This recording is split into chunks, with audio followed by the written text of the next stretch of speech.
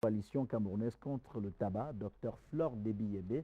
Retour à vous à présent. On parle justement de la lutte contre le tabac au Cameroun. Alors, cette association existe depuis combien de temps déjà, cette coalition? Depuis 2006. 2006. Nous sommes maintenant une vingtaine d'organisations, Oui. beaucoup de membres individuels. Et nous avons aussi des volontaires qui viennent avec nous quand on a Et des de 2006 activités. à 2013, quel bilan Euh, ou quelle action concrète sur le terrain? Quelle action concrète? D'abord, quand nous commencions, les acteurs de la lutte anti-tabac étaient très peu nombreux au Cameroun. Et nous avons donc travaillé à élargir le nombre d'acteurs et surtout à les former. Donc nous avons d'abord coopté des associations de la société civile qu'on a formées sur les méfaits du tabac, le plaidoyer médiatique.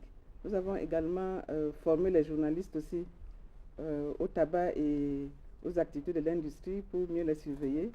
Nous avons fait le plaidoyer auprès des parlementaires parce que comme vous savez, le Cameroun n'a pas encore une loi anti-tabac. Le ministère de la Santé a initié une loi qui est dans le circuit administratif. Et nous pensons donc que les députés devaient être au courant pour que le moment venu qu'ils posent l'acte qu'il faut. Et au niveau de l'administration aussi, nous avons informé, sensibilisé les hauts responsables. Donc nous avons plus travaillé à élargir le nombre de personnes dans la lutte anti-tabac et une activité qui est permanente, c'est la sensibilisation. Et moi, je pense que ça porte des fruits parce que tous ces jours-ci, à l'occasion de la journée mondiale sans tabac, la presse a fait beaucoup de vox pop dont je vois dans la rue. Les gens commencent à connaître les méfaits du tabac. Donc, je pense que le message porte. C'est vrai qu'il faut insister, c'est vrai qu'il faut toujours faire mieux, mais ça nous encourage à continuer. Alors, vous avez pu augmenter ou élargir le nombre de personnes qui œuvrent dans la lutte contre la consommation du tabac, mais est-ce que sur le terrain maintenant, le nombre de consommateurs a diminué? Je pense qu'on le saura bientôt parce que les chiffres que nous avons actuellement, d'à peu près 27% de Camerounais qui fument, avec un chiffre inquiétant de 14% dans les collèges, date de 1998. Et donc, en ce moment, l'OMS est en train de mener une enquête et dans les semaines qui suivent, nous aurons les chiffres réels de la consommation. Voilà, donc je pense qu'à ce moment-là, on pourra comparer. Mais les chiffres restent de toute façon inquiétants. On parle de 6 millions de morts dans le monde. Parmi ces 6 millions, il y a des Camerounais. Et puis surtout, je voudrais insister sur le fait qu'il y a le tabagisme passif. Ce n'est pas parce que vous ne fumez pas que vous ne risquez pas de mourir des conséquences du tabac. Donc le tabagisme qui entraîne, le tabagisme passif, j'insiste là-dessus, qui entraîne 600 000 décès par an aussi. Donc ça concerne tout le monde. Que vous fumiez ou que vous ne fumez pas, vous êtes concerné par le tabac. Oui, parlons justement du tabagisme passif parce que beaucoup, ou alors certains téléspectateurs qui nous regardent ne comprennent pas trop comment ça se passe. On n'est pas fumeur, mais on est victime aussi. Voilà, effectivement, parce que quand le fumeur fume, il tire une bouffée de fumée, de produits. Ça, c'est la fumée primaire. Ensuite, maintenant, vous savez, ils sont toujours, après avoir tiré, ils poussent leur fumée. Donc, il y a la fumée qui est dans l'air, vous êtes à côté, vous fumez cette fumée-là, vous respirez cette fumée. Et dans cette fumée, vous avez aussi les 6000 produits toxiques. Voilà. Et maintenant, on parle même aussi d'une fumée tertiaire. Si vous entrez dans un local, même une chambre d'hôtel, où a séjourné un fumeur, il y a des débris de cigarettes, de fumée de cigarettes qui restent là, et vous êtes exposé de la même manière à la fumée de cigarettes. Et puis il faut insister pour dire que le tabagisme passif entraîne exactement les mêmes conséquences au niveau de la santé que le tabagisme de celui qui fume directement. Oui, alors Président, quelle réponse vous pouvez apporter aux personnes qui estiment que c'est l'excès qui nuit ou c'est l'excès qui fait problème? Malheureusement, dans le tabac, ce n'est pas ça. Peut-être qu'on peut dire ça pour d'autres produits comme l'alcool, mais dans le tabac, ce n'est pas une réaction dose dépendante.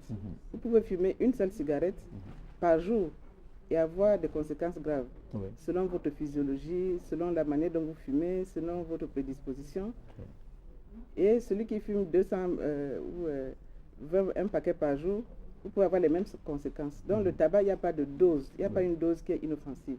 Le tabac, quelle que soit la dose, quelle que soit la forme, est nocif pour la santé. Oui, on sait également que pour le cas de l'alcool, par exemple, il y en a qui estiment que lorsque vous vous livrez à des activités physiques, ben on peut réduire, diminuer le problème.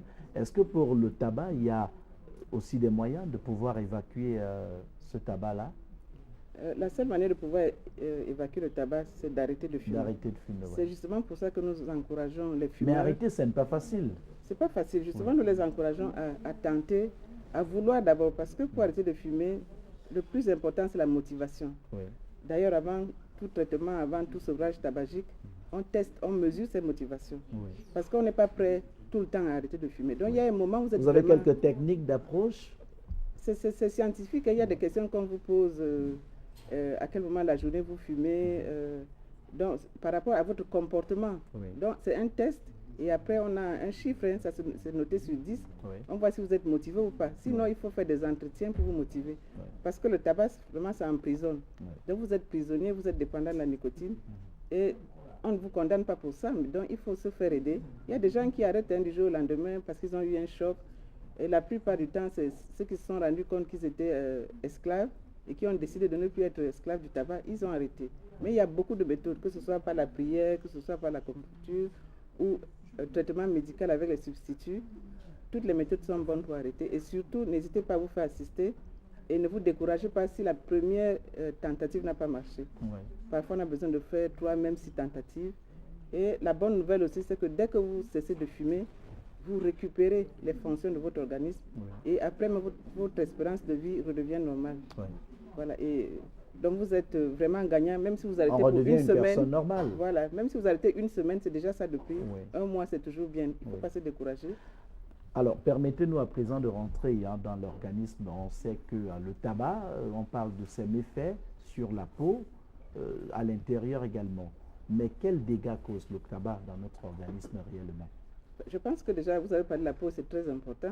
Vous savez, par exemple, une femme qui fume, elle a un teint qui n'est pas beau, elle a beau utiliser n'importe quel produit de beauté, la peau n'est pas belle. Il y a ça, il y a les mauvaises odeurs. Donc ça, c'est des choses qu'on voit et qui peuvent aider à décourager les jeunes. Au niveau des lèvres également? Au niveau des lèvres qui sont noires. Voilà, donc c'est pas du tout... Les ongles aussi, c'est très moche à voir. Et au niveau de l'organisme, alors c'est vraiment tout l'organisme. Même si vous n'êtes pas un scientifique, vous pouvez tout simplement savoir que le tabac attaque de la tête aux pieds et tous les systèmes de l'organisme, que ce soit le cœur, les poumons, l'estomac et même le système génital avec les cancers de l'utérus et d'autres problèmes qu'on ne soupçonne pas, comme la stérilité, l'impuissance chez l'homme et chez la femme enceinte, les risques de perdre son enfant ou de faire encore des bébés de petits mois de naissance.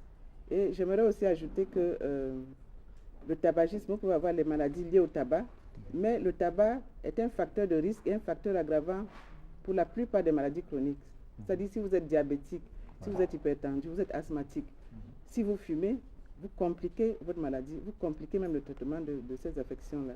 Donc le tabac est doublement nocif. Doublement, j'allais dire triplement nocif pour l'organisme. Très nocif. Même s'il y en a qui pensent parfois que, écoutez, ça fait 30, 40 ans que je fume, je n'ai aucun problème. Mais justement, c'est ça le problème avec le tabac, parce que on dit le tabac tue à petit feu. On est malade et on ignore qu'on est malade. On ignore qu'on est malade, on ignore qu'on a la santé en train de se détériorer. Et c'est dommage parce que si vous commencez à fumer à 10 ans, et vous faites vos médecines, vous êtes docteur à 26 ans, 30 ans, et au moment où vous êtes prêt pour travailler, c'est à ce moment-là